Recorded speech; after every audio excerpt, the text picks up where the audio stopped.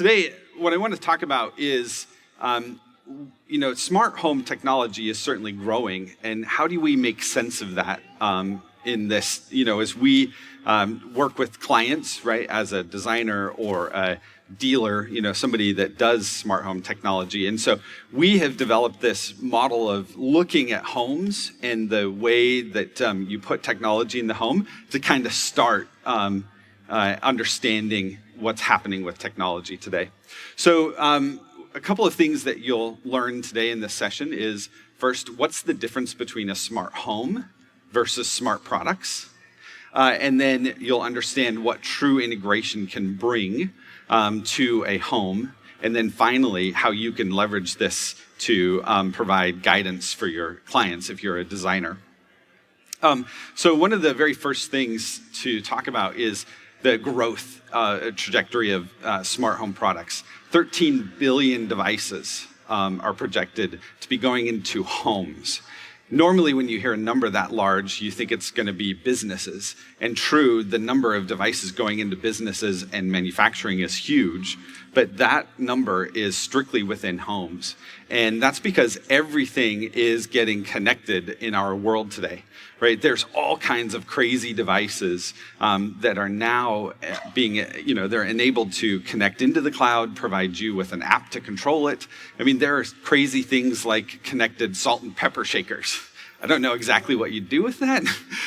You never want to run out of salt when you're sitting down at the dinner table, I guess. But everything in our lives is really beginning to be more and more connected.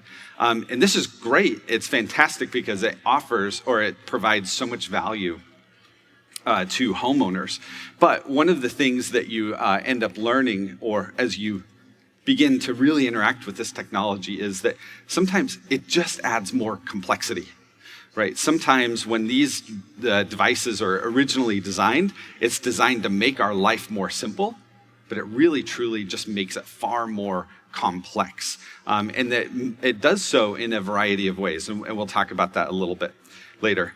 One of the first things that people really interact with in terms of what happens when you give somebody a device, this is the best example of them doing nothing other than what they bought that device for originally, right? You bought a VCR and it was really convenient to show you the time, and then there were a million different VCRs blinking, right? Because it's just added complexity, right? And homeowners don't always want to do that, even if it is simple, right?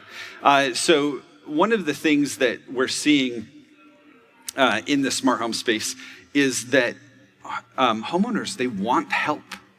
And one of the best examples of an industry where there's plenty of opportunity and it's certainly approachable for a homeowner to do it on their own is painting their own home, right? If you go to a Home Depot or you go to Lowe's, there's aisles of the store dedicated to painting your own home. But the reality is the only people that actually paint their own home are newlyweds and poor students, right? And, everybody else gets a professional to help them. And in fact, it is a real statistic. 90% of the painting in a home is done by a professional. Even though it is super easy and approachable, we just don't want to do it. That newlywed that does it once will never do it again if they want their marriage to last.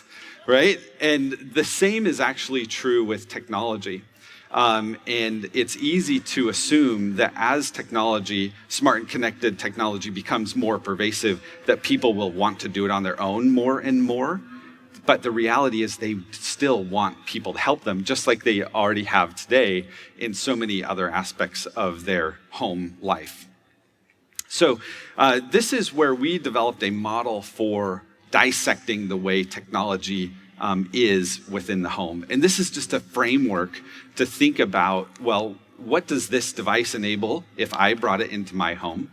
What kind of home are you looking for if you're working with a client, right? You can kind of look at, you'd probably fit within this one, less sophisticated, or you want to be super sophisticated, or what's next, right? What comes beyond that? So there's 5 different levels of smart home that we'll be talking about. The first, of course, is the traditional home, right? Today, regular homes, we just run on a schedule, right? You might have your thermostat that's on a schedule. Maybe it's not. Maybe you're just constantly fussing with it. You still have to get up and turn on a light. And you may not have anything else that's really smart and connected. This is where so many homes are today. And it's a good starting point, but it's the baseline, right? The next is the piecemeal smart home. How many of you have a smart and connected device in your home today? Say a Nest thermostat, an Echo, Google Home. Great. So about half of you have at least one of those devices. And so you're beginning to get some of the value of having a device that speaks to the cloud. It is really nice when you're coming home from vacation and you land at the airport to turn on the air conditioner so that when you walk in, your house isn't stifling hot, right? And that is certainly valuable. But what you see is that those devices, when they are working on their own, they're really valuable, but they don't work with other things. Right? It's smart in and of itself. And so then what you begin to see is you have a collection of applications on your phone that you're using, right? You have one for the door lock, and you have one for the video doorbell, and one for the thermostat, and one for the voice speaker, right? And they aren't all working together as they should, right? And it's promised as DIY, but then you find yourself spending too much time managing it. And installing and configuring and all of that. But the other thing that you start to experience, and this is something that we've seen with customers, is that as you get more and more devices, the internet becomes more and more important to a family, right? It's at my house, it's this way, and I'm sure it is at many of your homes too. When you get more of these smart devices, if the internet goes down, it is like mass chaos, right? And so suddenly Wi-Fi is the first and most important basic human need anymore. And this starts to become more and more important in a level 2 home. You bring in devices, that network becomes more critical infrastructure. Where previously it was like when you were doing homework or you wanted to play on Facebook, you needed the Wi-Fi, but the rest of the time you didn't. But now, if you want devices to speak to you when you're away, that internet is really important. And so that starts to create more and more dependence and demand on the smart home. Now, the next level 3, is where you start to get limited integration between some of the devices that are installed within the home. And you see this today. Amazon Echo does a good job of connecting some of the devices.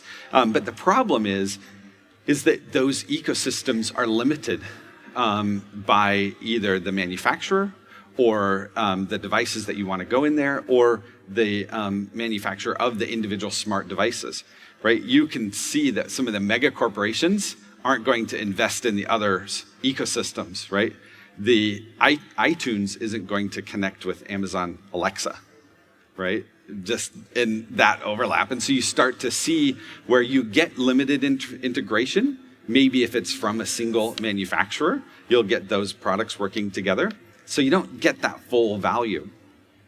But the other thing that you start to see is that as you get more and more of these devices and you start getting some of the value of integrating them together, the rest of the family begins to depend on that.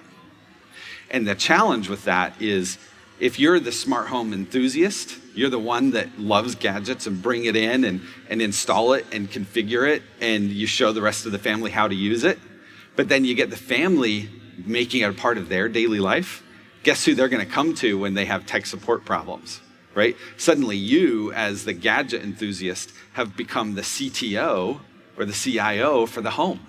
And so now you've got this full-time job where you're managing all of those devices inside of the home. And so that's driving people more and more towards smart home pros, because you want to just enjoy the technology. You don't want to be programming and debugging and installing and configuring all of that stuff. I have a friend that was moving from Austin, Texas up to Seattle. and she reviews technology, so she's a bit of an outside case. But she was going to sell many of the smart home devices that she didn't want to take to Seattle with her, right? So she ended up with 35 different devices. But she said it took her a day and a half to get in and reset all of the settings in that so that she could sell it, right? And so it's really easy for us to not consider how much work that takes. And I think as more and more of these devices come in the market, and as your clients and as customers start using technology in their home, they'll become more and more aware of that. And it's exactly like the painting scenario, where, yeah, it's easy enough to wash out a paintbrush or to mask the lines, but I don't want to do that, right? I want somebody else to take care of that so that I can enjoy my home more. And so that's what leads us to a level 4 home. A level 4 home is a home where everything is integrated together, right? All of the major systems of the home, comfort, security, lighting, but also entertainment, your audio and video entertainment, that's all working together. So you can create situations where you push movie time, the lights go down, the TV starts, and you get to play and watch your own movie. Or you're in bed and you can look at the touchscreen and see a dashboard of your home and know that your home is ready for bed just as you are, right? The door is locked, the garage door is shut, the security panel is armed, and you can turn off all the lights in the home in one place. That is what a truly integrated smart home looks like. And it's managed and maintained by a professional. And the devices that are creating this home for you, they were designed to be supported by a professional so that you don't have to do all of that work and become the CTO of that smart home. And one of the things that we think drives a level 4 home where it's fully integrated is when you have a smart home operating system. Just like your PC has an operating system that runs on top of it, right?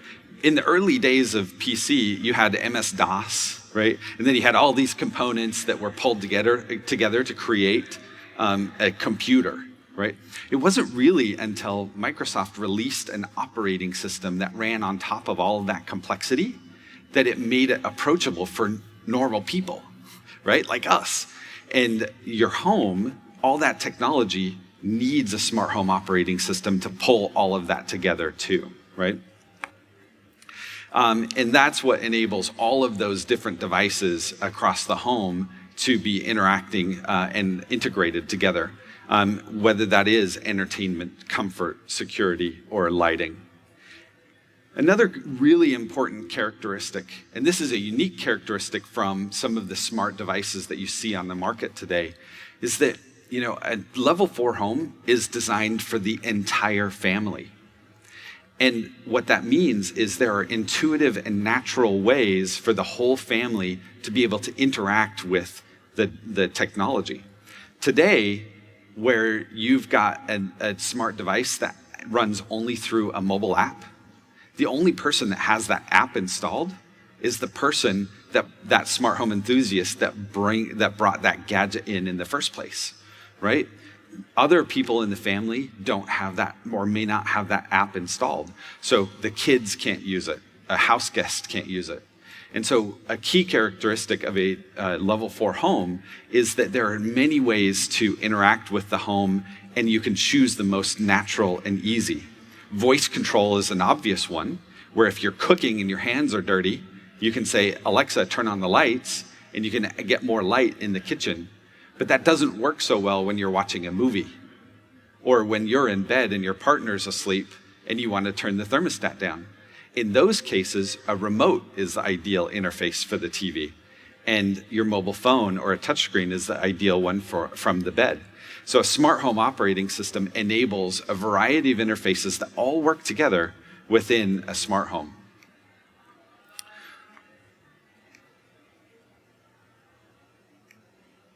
And this is where my clicker dies. So when you're looking at smart home technology, ask about what are the ways that you can interact with it. And if it is one method, if it is voice control alone, or if it is mobile alone, it's not really a fully integrated smart home. That's where you need keypads that replace your light switches. Everybody knows when you walk into a room, you can feel about this level. Even in a dark room, you'll find the light switch, right? Well, that's a great way to interact with your smart home too. Or a universal remote control, because this is still the best experience for when you're watching TV. The other thing that's important is that when you get to a level 4 smart home, this technology is now a part of the infrastructure of a home. Everything is connected. And in our world, in a Control 4 home, on average, families have 40 connected devices inside of their home. That's a lot of devices. And so if you're looking for a smart home operating system, you need to look for one that makes sure to, or can make sense of all of that complexity and can support that many connected devices in one and make it really easy for the whole family to use. And then what do you look for in a smart home professional? And we believe that we're going to see growing demand for these types of professionals. Just like you look for that professional painter, you're going to look for a technology professional to help. Some of the characteristics that you can look for if you're looking to recommend some for your clients are CEDIA professionals. Those are the professionals that work in consumer electronics and custom installations. And then we talked earlier about how the network is becoming that basic human need. So look for somebody that has networking expertise within the home and has that experience, particularly related to smart homes. But another important characteristic of a smart home OS is that you're not going to turn over everything to the pro and not give the homeowners any sort of choice or flexibility. So you really need a smart home OS to power a level 4 home that leverages the value of having a pro take care of it for you and install it, but still give the family the ability to personalize and make it their own as their lifestyle changes and as they figure out how they want to use the technology. All right, so let's talk about level 5. The next level of home. And I don't think that we're here yet at all. We might get there soon, but a level 5 home will take it to the next level and start to give homeowners that the value of a more predictive system that kind of recognizes the patterns of the homeowner and anticipates some of those needs. But one of the things that might include is not always technology. It could be that then you're using the value of a local expert to take care of other parts of the homes. For instance, what if the air filter in your HVAC system sends a notification to your smart home pro, you need that replaced, and he just shows up on a schedule to replace that for you, right? That's the kind of predictive and proactive benefits that a smart home at a level 5 can provide for a homeowner. But one of the things that will always be true, you can't get to a level 5 until you get to a level 4. And today, less than 1% of the smart homes in the world, or homes in the US, have a level 4 home. And so our role of, as people that understand or are getting to better understand technology is we need to get our clients to understand what a level 4 home can do for them and not have to worry about level 5 yet. So just as a quick recap, levels 1, 2, 3, 4, and 5 of the smart home. 5 is where we want to be. 4 is totally achievable today, but most people aren't there. And our clients and people that we talk to think that number 2 and 3 homes are true smart homes, but they're not. Level 4 is really where that begins. And there's a lot of opportunity when you begin to work with a professional to get your clients to really live and enjoy the benefits of a fully integrated smart home at a level 4. All right, so any I think we have just a couple of minutes. Any questions for me about smart home and these 5 levels? She's got a microphone for you, actually. Thanks. Yeah, hi, I'm Doris Amsterdam Backman. I'm an architectural interior designer, and I find, I'd like to add this to projects I do. However, in the project, when you're renovating a house or doing especially renovating, projects become very expensive. And when you bring this up, I'll at least bring it up. You should wire it, connect it first, and then you can add the different things as you go along. Well, I made a call to probably a competitor of yours, and I got a basic price for doing that. I was saying, oh God, how am I going to talk them into this? So I just wanted to know, that's the first step in getting them going, okay? And even though they might not see, I probably don't know enough myself to totally fill them in. Maybe bringing in a professional is a better way to do that. Yeah. Is that what you would recommend? Yeah, definitely. I think there's two parts to that. First, I think we're getting to a point now where consumers are going to be more interested in that, right?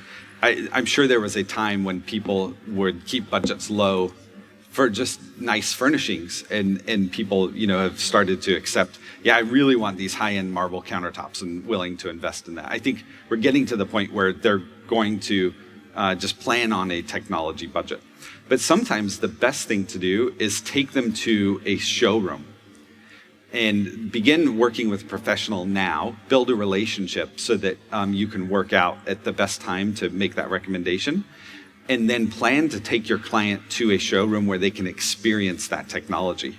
A lot of times we find that when you talk about what technology can do, it's easy to dismiss and say, oh, I'm not so lazy, I can't get up and turn the lights off myself, right? But when you live with it, and for me, I live with smart lighting now, and I will never live in a home that doesn't have it, because it really empowers you in so many ways. It seems really small, but when you live with it, it just changes everything. That one button to turn off all the lights when you go to bed, it's powerful. And you have to see it and feel it to really appreciate that. Well, people say, oh, I have an Alexa, I have an Echo. Now, I understand the different stages and how they don't talk to each other, and they don't talk to Apple, and they don't talk to Google, and they each have their own system that they're trying to do. Right. Whereas this talks to everybody. That's right. I think that's the real point. Yeah, okay? yeah, it is. It is. Hey, Tony, how are you? Hi, I don't have a question. I have a comment that I met Control 4 as a guest for the Design Connection Tour at CEDIA. And if you are seriously interested in learning enough to intrigue your clients, if you are a professional, CEDIA will do that for you. And the amount of time and effort and patience that went into this company educating the few of us that went, at what time to bring people in, how to help people understand their roles in the process was a really wonderful experience for me. And I just want to recommend that as you have questions. Yes. So, thank you, Tony. Thank you for the opportunity.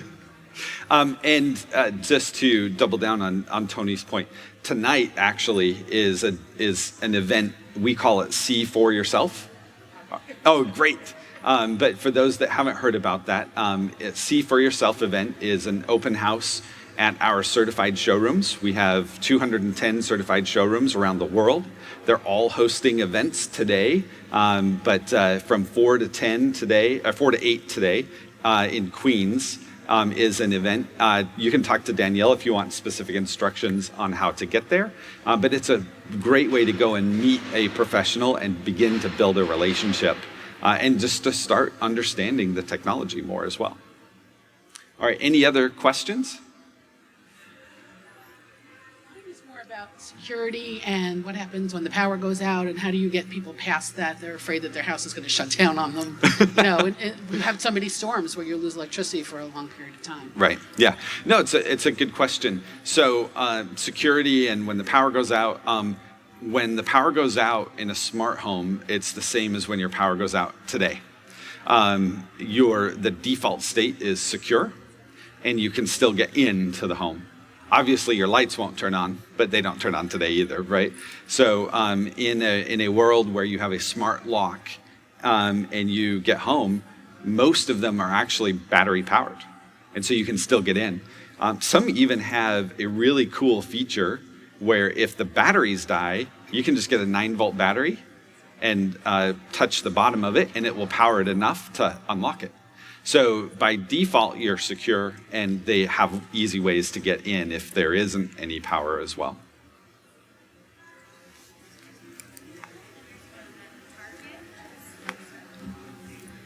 A couple of years ago, Target was hacked. That big Target hack came through the HVAC system. And how do you, I guess, when you're trying to promote these smart homes, how do you get around the privacy and the hacking issues? Yeah, that's a really good question. As homeowners are getting more and more sophisticated about that question is coming up more and more. For us, privacy is a really core component of what we do. And the way we manage that is that we are local, right? Everything runs locally. Yeah. Now we benefit from the cloud so that you can access it remotely, but all of the processing happens at the core and in the middle of it. The other thing is our business model is one where you just buy the products and put them in the home. And we don't use advertising or the selling of your personal data to subsidize or lower the cost of that. And so it's really two things: a fundamental architecture choice, and a second is a business model choice. And that really helps protect a family's privacy. But to go further, one of the other things that is often missed is that those types of hacks are often caused because a system isn't up to date or isn't configured properly. You've all heard the nightmare stories, right? The nanny monitor, the nanny cam that was watching the babies, and a hacker hacked in and starts threatening to do horrible things to the baby, right? That was all because the family didn't change the default username and password on the baby monitor. That's not a sophisticated hack, right? That's the equivalent of leaving your front door unlocked and wide open, right? Because the default username and password for all of those devices is so widely available, anybody can just discover, oh, they've got this connected, I'll just connect to it. And so a professional actually, their whole, one of the major values of using a professional is that they will keep your home up to date. They're going to configure it in a way that's secure, right? And all of that, it will go so far in protecting the privacy of a homeowner. All right, any last questions? Great, well, thank you one here. I haven't touched a Control 4 product in a long time. Are your products now primarily working with a wired infrastructure or wireless? It's a good question. So the question was, are we working with wireless or wired primarily? We actually support a variety of ways to connect and control a device, and that's actually required if you want to have a large ecosystem. So some of our products are wireless using Wi-Fi. Some of them are wired. Our controllers, our network switches, our amplifiers are all wired infrastructure. But we also use Zigbee for wireless connectivity through RF, and Z-Wave. But we also support serial and IR and all those old school ones as well, because so many devices can only connect one way or the other. Thank you. All right, well, thank you for your time. I hope that this was an interesting way to look at a smart home. And if you have any questions, you can look us up at control4.com, or you can come talk to me or Danielle after the fact too. Thanks.